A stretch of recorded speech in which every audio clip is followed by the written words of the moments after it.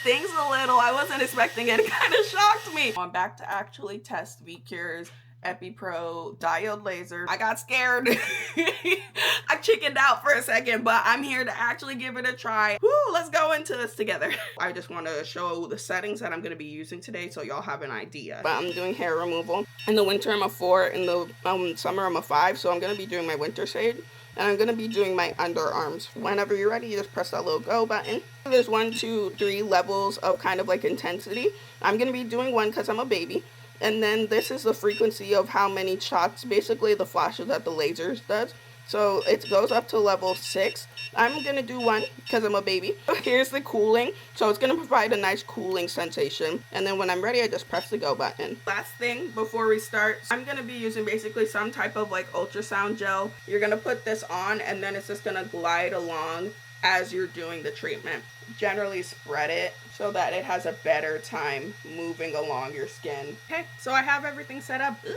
I'm nervous. The way that you use it is once you press the on button, you hold this to actually use the machine and glide along. Also, almost forgot the goggles. I can't believe me, but I almost forgot the goggles. These are super important. Put on your protective goggles before you do any laser. Ooh, okay, I like it. Oh, ooh, it stings a little. I wasn't expecting it. It kind of shocked me. Once you know what you're expecting, it's a lot better. I'm actually going to go over it one more time because I think I did it wrong the first time.